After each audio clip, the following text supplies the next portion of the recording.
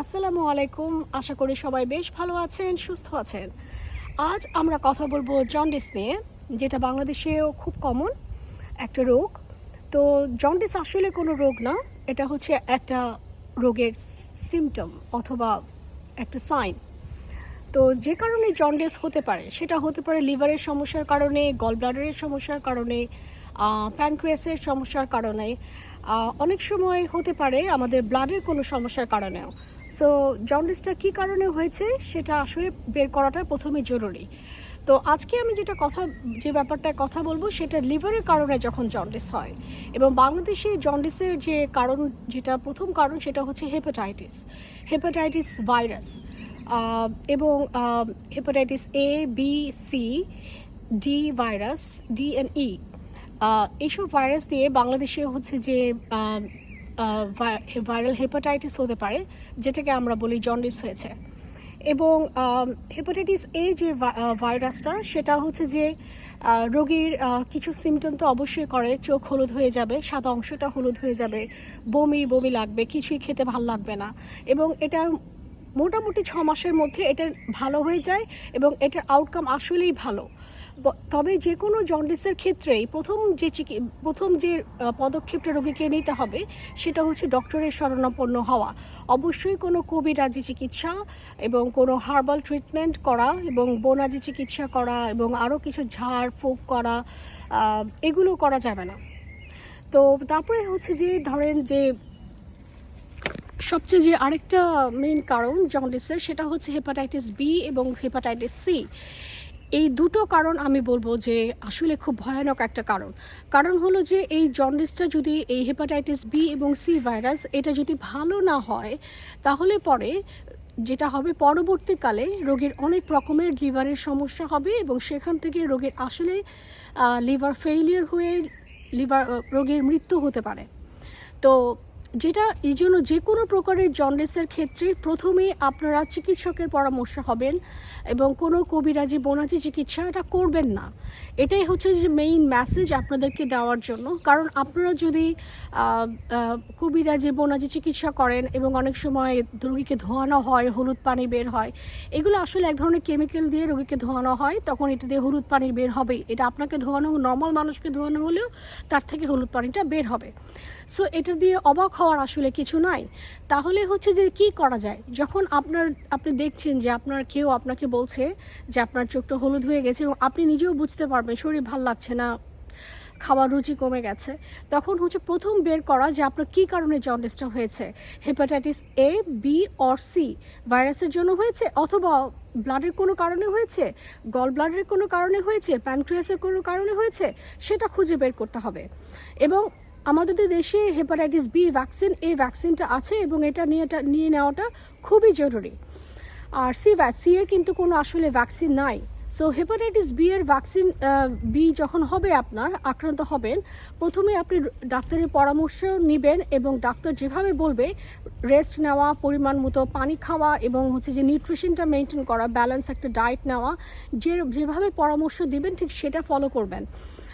এবং তাহলে পরে দেখবেন যে আপনি 6 মাসের মধ্যে এই হেপাটাইটিস বি যে ভাইরাসটা, সেটা থেকে পুরোপুরি মুক্ত হয়ে যাবেন, এবং আপনি সুস্থ হয়ে যাবেন, এবং আপনার বডিতে এর এগেনস্টে একটা অ্যান্টিবডি তৈরি হয়ে যাবে, যেটা সারা জীবন আপনাকে এই জন্ডিসের হাত থেকে, হেপাটাইটিস বি ভাইরাসের হাত থেকে বাঁচাবে। কিন্তু যদি হেপাটাইটিস বি ভাইরাসটা ভালো না হয় তাহলে কি হবে? সেটা বিভিন্ন কারণে হতে পারে। সেটা হচ্ছে যে এই যে বলেছি যে অনেক রোগী যেটা করে যে বিভিন্ন রকমের চিকিৎসা করায় ডাক্তারের কাছে না গিয়ে, এটা একটা কারণ। আরেকটা হতে পারে আপনার শরীরের রোগ প্রতিরোধ ক্ষমতা কম, সেটার কারণে হয়তো ভাইরাসটা ক্লিয়ার হলো না, সেটাও হতে পারে। এবং আর কি কারণে হতে পারে, আসলে আর তেমন কোনো কারণ নাই। তো এবং ডাক্তারের পরামর্শ মতো আপনি চললেন না, তাহলে পরে দেখা গেল যে হেপাটাইটিস বি ভাইরাসটা আপনার শরীরে থেকে গেল, এবং হেপাটাইটিস বি ভাইরাস যে তখন নাকি আপনার শরীরে থেকে যাবে 6 মান্থেরও বেশি, তখন আপনার হচ্ছে যে এটা ক্রনিক হেপাটাইটিস হয়ে যাবে। এবং সেক্ষেত্রে দেখা যাবে যে HBsAg যে একটা ভাইরাস, একটা মার্কার, সেটা হচ্ছে পজিটিভ থাকবে কন্টিনিউয়াসলি। এবং আমরা অনেক সময় বলি যে আমার হেপাটাইটিস ভালো হয়ে গেছে, ভাইরাল হেপাটাইটিস বি যেটা ভালো হয়ে গেছে, এটা আসলে ভালো হয়ে যায় না। এটার যে অ্যান্টিজেন যেটা আমরা বলি, যে ভাইরাসের যে মার্কারটা থাকে HBsAg, সেটা এমন একটা লেভেলে নেমে আসে যে এটা ব্লাডের টেস্টে যখন আমরা ব্লাড টেস্ট করাই 6 মান্থ পরে ওইটা আর ডিটেক্ট করা যায় না, কিন্তু থাকে আনডিটেক্টেবল ব্লাড টেস্টে, বাট এটা থেকে যায়। অতএব হেপাটাইটিস বি ভাইরাস যদি সেটা ক্রনিক হয়ে যায়, সেটা আসলে ভালো হয় না, সেটা থেকে যায়।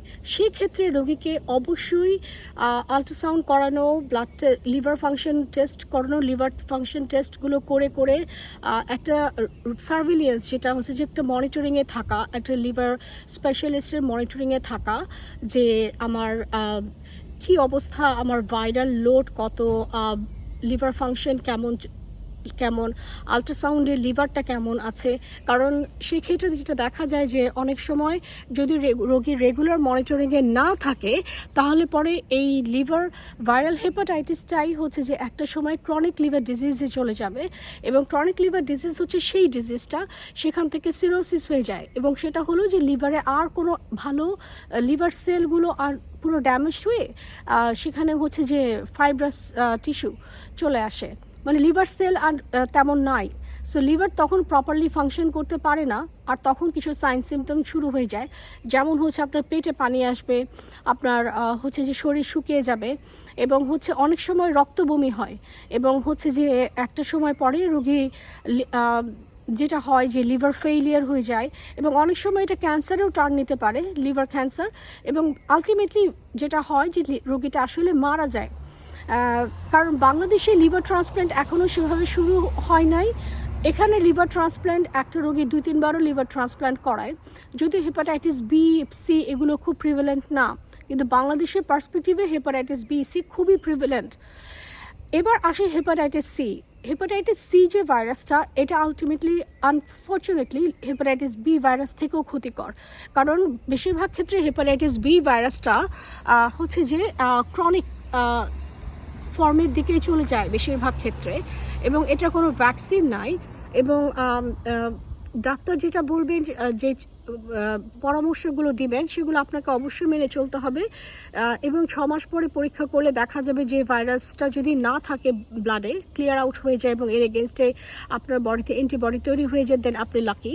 আর যদি তৈরি না হয়ে যায়, তাহলে খুব বেশি চান্স থাকবে এটা ক্রনিক লিভার ডিজিজে টার্ন নেওয়া, যেটাকে আমরা সিরোসিস অফ লিভার বলি, অথবা লিভার ক্যান্সারে টার্ন নেওয়া।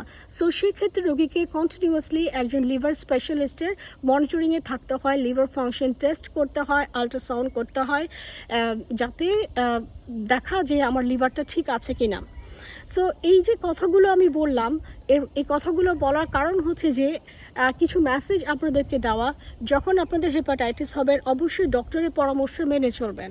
কোনো হার্বাল রেমেডি, তারপরে হলো যে বনজি চিকিৎসা, মালা পরানো, তারপরে হচ্ছে যে হলুদ পানি ধোয়ানো, হলুদ পানি বের হওয়া, এগুলো প্লিজ করবেন না। কারণ এগুলো করতে গেলে আলটিমেটলি যেটা হয়, শেষ পর্যন্ত আপনারা কিন্তু হাসপাতালে ভর্তি হন সিরোসিস অফ লিভার নিয়ে, যেটার আসলেই শেষ পর্যন্ত আর কোনো চিকিৎসা করবার থাকে না। এবং এটা আসলেও একটা ডিজিজ, সেই লেভেলে যখন রোগী চলে যায়, আসলে তখন আর আসলে রোগী আসলে মৃত্যুর দিকে এগিয়ে যায়। অতএব এটা খুব খেয়াল রাখবেন। এবং আরেকটা মেসেজ দেওয়া, যে যখন আপনার ক্রনিক হেপাটাইটিস বি অথবা সি হয়ে যায়, প্লিজ ডক্টর যেভাবে বলবেন ব্লাড টেস্টগুলো 6 মাস অন্তর করানো, আল্ট্রাসাউন্ড করানো, প্লিজ সেগুলো করাবেন। এবং আপনারা সবসময় মনে রাখবেন যে হেপাটাইটিস বি, সি এগুলো আপনি যত উন্নত চিকিৎসায় করান না কেন, আপনার হতে পারে এগুলোর যে অ্যান্টিজেনগুলো, সেগুলো ব্লাডে হচ্ছে ডিটেক্টেবল নাও হতে পারে একটা লেভেলে যাওয়ার পরে। এর মানে এই না যে আপনার হেপাটাইটিসটা ভালো হয়ে গেছে, বিকজ এটা লেভেলটা কম থাকার কারণে ডিটেক্ট করা যাচ্ছে না, বাট এর মানে এই না যে এটা আর পজিটিভ হবে না, এটা আবারও পজিটিভ হতে পারে। সো এই যে ভুল ধারণা আছে আমাদের রোগীদের মধ্যে জন্ডিসকে নিয়ে, সেগুলো সম্পর্কে আপনাদের মধ্যে একটু অ্যাওয়ারনেস তৈরি করা, সচেতনতা তৈরি করা, এবং ভুল চিকিৎসা অবশ্যই ভুল চিকিৎসাগুলো থেকে আপনারা বের হয়ে আসেন। অবশ্যই একজন চিকিৎসক এই রোগটার ভালো চিকিৎসা করতে পারবে, কখনোই কোনো কবিরাজ নয়। ধন্যবাদ সবাইকে, সবাই ভালো থাকবেন, সুস্থ থাকবেন। আল্লাহ হাফেজ।